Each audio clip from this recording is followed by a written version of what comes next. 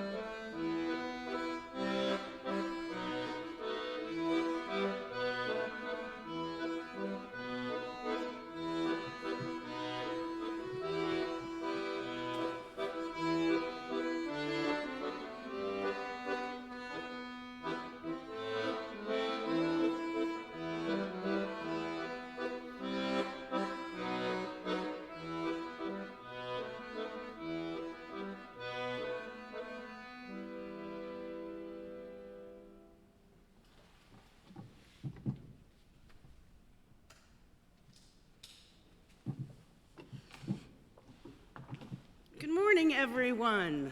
Welcome to First Unitarian Church in New Bedford's virtual Sunday services.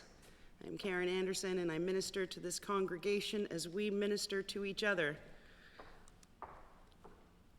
Our church welcomes everyone, no matter their age, beliefs, culture, ability, education, finances, who they love, or how they identify.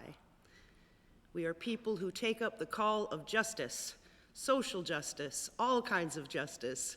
We work for peace. We stand on the side of love in our communities and in our world.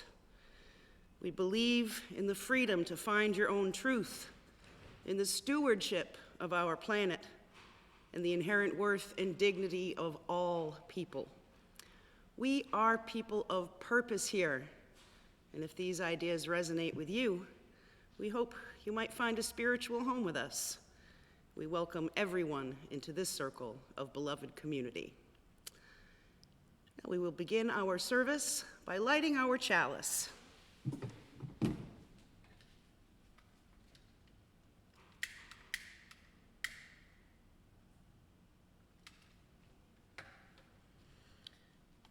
I light our chalice this morning to share in the joys of Rosh Hashanah with our Jewish neighbors.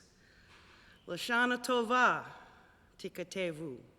May you be inscribed in God's book for a good year. Now, if I had a shofar, I would try to blow it, but to tell you the truth, it would probably be an insult to our Jewish friends because I tend to sound like a dying cow when I blow the shofar, so we're going to skip that today. Our opening words this morning are from Reverend Gretchen Haley on claiming this time for renewal.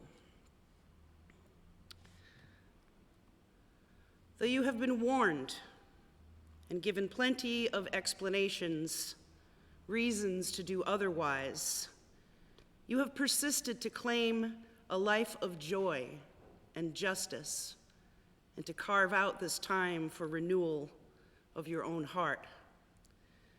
Despite the din demanding your attention, luring you toward fear and cynicism, you persist with gratitude for this day, this life that has been given this chance to begin again, despite all the forces of fragmentation, the disappointing ways we fail each other, fail ourselves, must refuse to let go or undo, or to let go of our dreams along the way.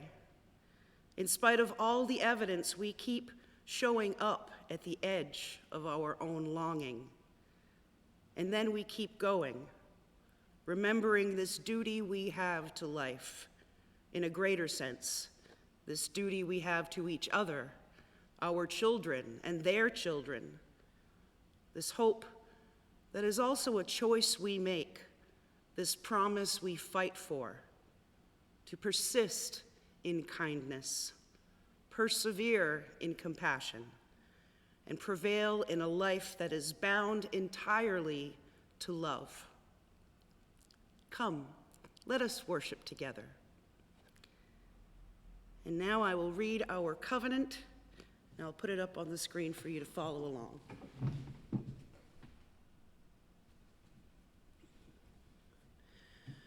We come together as a religious community, upholding freedom of conscience, right relationship, and the inherent worth of all people. We value our diversity and pledge to care for one another in the spirit of compassion, to speak and listen to each other with respect, and to promote justice and kindness in the world.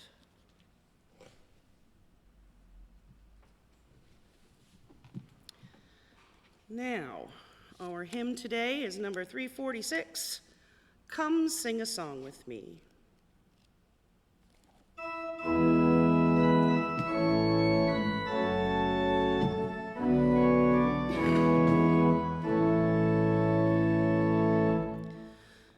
Come sing a song with me, come sing a song with me, come sing a song with me, that I might know you're mine.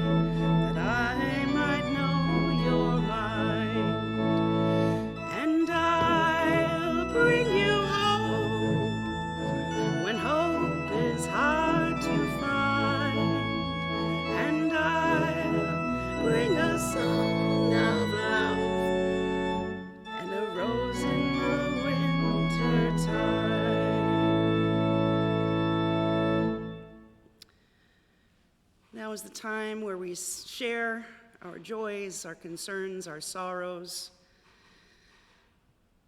Candle of love and everlasting support for all of those on the front lines of this virus, the healthcare workers, first responders, teachers, grocers, delivery persons, all of you who take little pay for high risk and continue to do your jobs well. We thank you and we bless you and pray for your safety.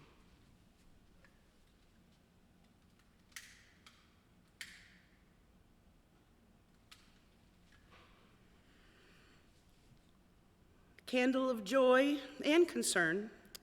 Kermit Dewey is recovering from a broken hip and he is doing well at Alden Court, but we will keep him and Val and their family in our prayers as he continues to mend.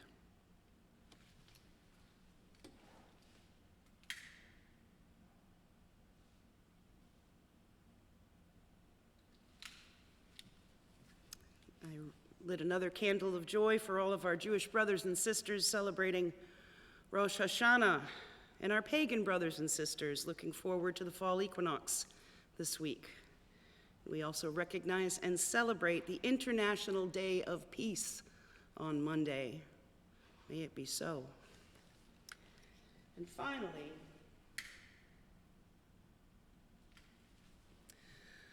a candle of love, a candle of deep sorrow for the passing of one of my true heroes, Justice Ruth Bader Ginsburg.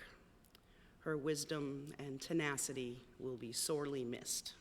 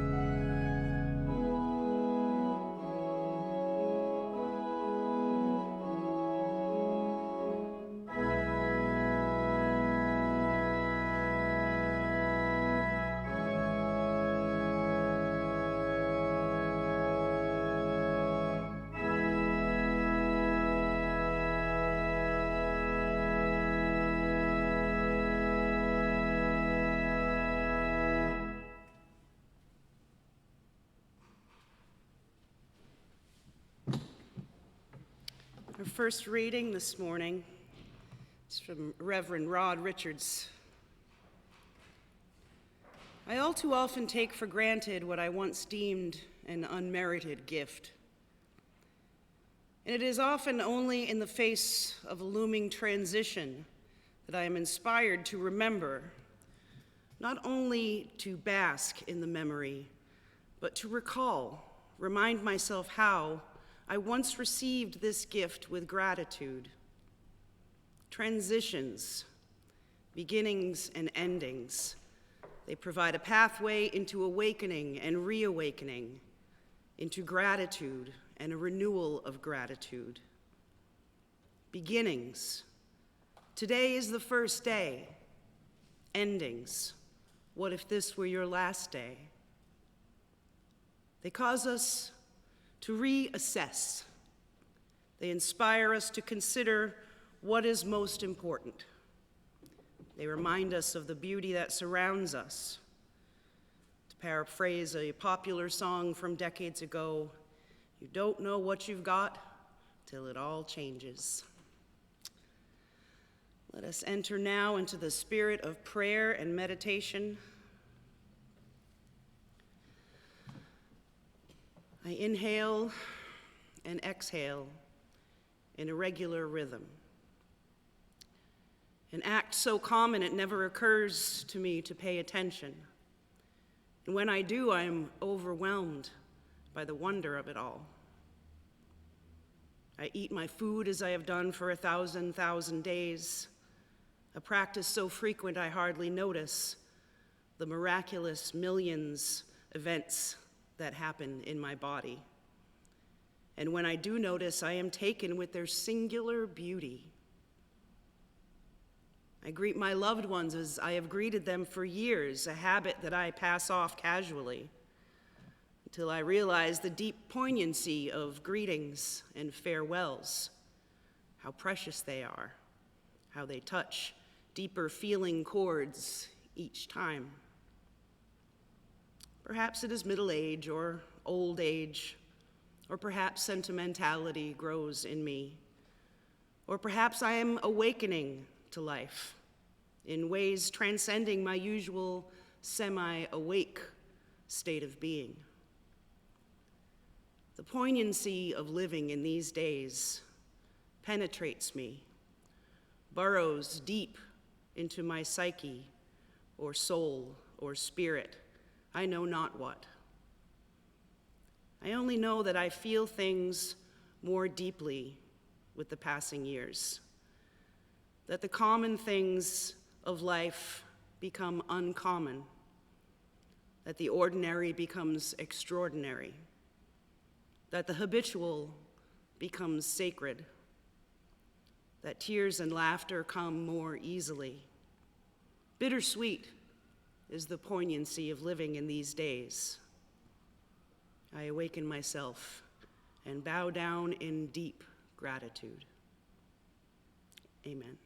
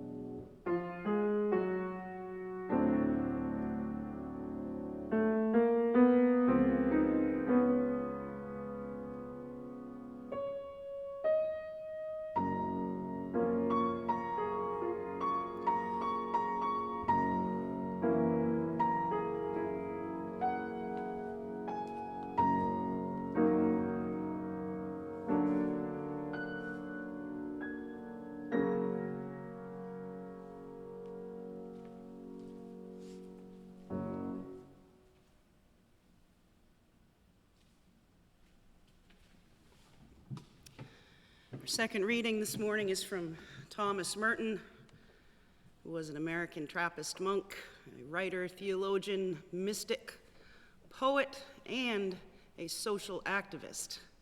He died in 1968. And he said this: "It is my intention to make my entire life a rejection of, a protest against, the crimes and injustices of war and political tyranny which threaten to destroy the whole human race and the world. By my life and vows, I am saying no to all the concentration camps, the aerial bombardments, the staged political trials, the judicial murders, the racial injustices, the economic tyrannies, and the whole socio-economic apparatus which seems geared for nothing but global destruction, in spite of all its fair words in favor of peace. I make a silent protest against the lies of politicians, propagandists, and agitators. And when I speak, it is to deny that my faith and my church can ever seriously be aligned with these forces of injustice and destruction. My life, then, must be a protest against those who invoke their faith in support of war, racial injustice, and tyranny. And if I say no to all these secular forces, I also say yes to all that is good in the world and in humanity. I say yes to all that is beautiful in nature, and I say yes to all the men and women who are my brothers and sisters in this world." Now is the time in our service where we would ask you for your kind donations toward the good works of this church. And we thank you all who have been sending in your pledge cards religiously. We certainly appreciate that. You can send your donations to 71 8th Street, New Bedford, Mass. 02740, or you can go to our website, uunewbedford.org, and there you will find a donate button all the way at the bottom of the page, as well as there you can listen to and watch all of our past services. So, we begin our new church year with our first Soul Matters theme, renewal. What does it mean to be a people of renewal? There are lots of ways to look at this theme. Making sure you take time for yourself to recharge your own battery is one. May Sarton, from her Journal of a Solitude, said, "I always forget how important the empty days are, how important it may be sometimes not to expect to produce anything, even a few lines in a journal. A day when one has not pushed oneself to the limit seems a damaging day, a sinful day. Not so. The most valuable thing one can do for the psyche occasionally is to let it rest, wander, live in the changing light of a room." We tend to fill our schedules to the brim, and there's always something that needs to be done. During our most locked down quarantine, I saw on social media over and over again that we were terribly restless and looking for things to do when we were given the unusual opportunity to do a lot of nothing. We have a hard time doing nothing. It can make us very uncomfortable. There's this thing in the back of our heads, like May Sarton said, that it's a sinful thing to be idle. But don't underestimate giving yourself the gift of doing nothing occasionally, even once a day if you can manage it, for just a little while. Give yourself time to breathe, for goodness sakes. The world will likely keep revolving if you give yourself half an hour to watch the sunset or sit with a cup of coffee and watch the world go by. It's like shaking an Etch-a-Sketch and resetting our brains to draw new pictures on. I'm as uncomfortable with doing nothing for very long as anyone.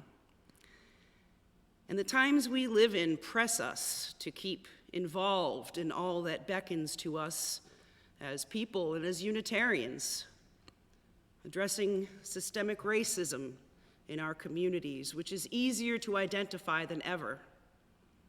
The call to change our criminal justice system, fund social services organizations, support compassionate immigration policy, and make our country finally and truly great by speaking to these and other issues and acting on them. And this is the time of year when we come together again, renewed, to do this work. The Reverend Gretchen Haley says it with some aplomb. It is the time of year when many of us are prone to setting new goals or intentions.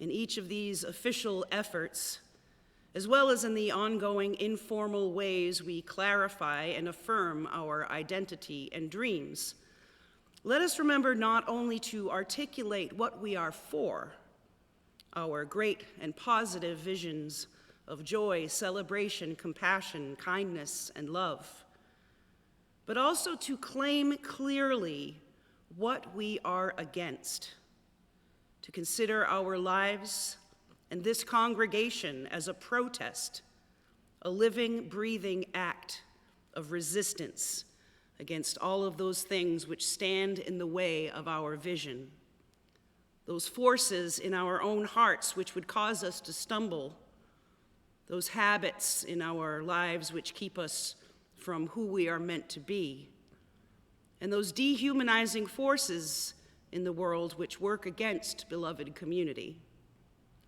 Let us imagine not just that our lives will do no harm, that our community will be a place of sanctuary, but also that we will be active agents in undoing the harm that has already been done. I love Gretchen Haley. That is a loud and beautiful call to the renewal that is necessary in our world right now. The reading earlier from Thomas Merton reinforces this idea. It is my intention to make my life a rejection of, a protest against the crimes and injustices of war and political tyranny which threaten to destroy the whole human race and the world. That could have been written just as easily today as when he wrote it in the early 1960s. Sadly, it's just as pertinent. This isn't about politics, church. I believe strongly in the separation of church and state. This is about principles.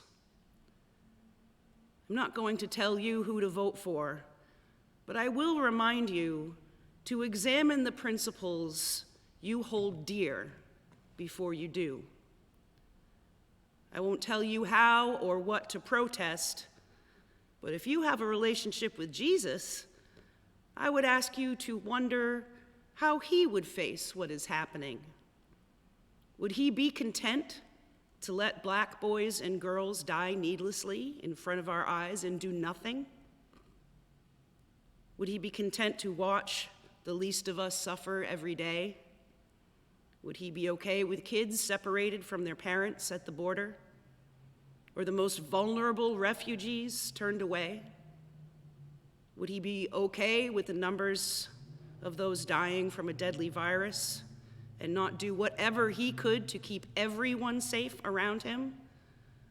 Not the Jesus I have a relationship with, church. This isn't about politics. It's about principles. And maybe here's a little silver lining in all the chaos. Renewing our call to peace, justice, and equality every day is tough when we get complacent. Maybe it's just a little easier when we are filled with the need for change, when we see clearly the inequities happening around us, and when we're able to find the fortitude to carry it through because it is so, so vital. We are fighters We are people of purpose. We are mad as hell, and we want to see and create real change in our world. Let us do all we can to be of service to our neighbors and to our fellow humans everywhere. Let us create the world we envision for our children, and give yourself a break to renew every now and again, too. We can face all these challenges together as humans who care for other humans, no matter the color of their skin, who they love, or what they believe. So take a deep breath, church. Put on your best self and get out there to fight for what is right. Now, in a turn of events, as I was writing this sermon, the news broke that one of my heroes, pioneering Supreme Court Justice, women's rights activist and icon, Ruth Bader Ginsburg, died at the age of 87. And I wept for the loss of her spirit in this world. Ginsburg, lovingly referred to as RGB, earned her law degree from Harvard as just one of 9 women in her class, went on to become the first female tenured professor at Columbia Law, founded the Women's Rights Project at the American Civil Liberties Union, and helped to craft the legal case for women's equality. She was appointed to the Supreme Court by Bill Clinton in 1993, becoming only the second female justice in history at that point. She was known as the Great Dissenter, and later in life, the notorious RGB. She watches over me in my office. And it's almost fitting to talk about her as we talk about renewal, because her work and her words live on to inspire us when we need it most. She counsels patience in the face of upheaval, saying real change, enduring change, happens one step at a time. She isn't saying not to fight for it, but to understand that nothing changes overnight, certainly not the important and thoughtful work we need to do as a country now. As a teacher, she said, I tell my law students, if you're going to be a lawyer and just practice your profession, you have a skill, very much like a plumber. But if you want to be a true professional, you will do something outside yourself, something that makes life a little better for people less fortunate than you. That's a message I think everyone should understand. Be principled and ethical enough to know that you can do a ton of good in the world when you're dedicated to service as much as to making a paycheck. Maybe one of the best quotes I read from her applies to what we're talking about today, and that is, fight for the things you care about, but do it in a way that will lead others to join you. Now, I fully support peaceful protests, and most of our protests have been peaceful. But burning down buildings and looting businesses is not the way to get anyone to join you. At least not the kind of people who will further the cause and help others to understand. I feel the anger of communities of color. I recognize your pain and I want to help. It's hard these days, with such division and upheaval, to remember that we have to renew that call to justice every day, everywhere we go.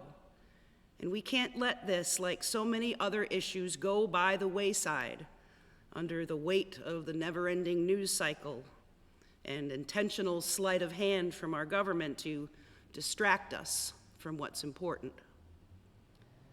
Justice Ruth Bader Ginsburg said that she wanted to be remembered by us as someone who used whatever talent she had to do her work to the very best of her ability and to help repair tears in her society, to make things a little better through the use of whatever ability she had.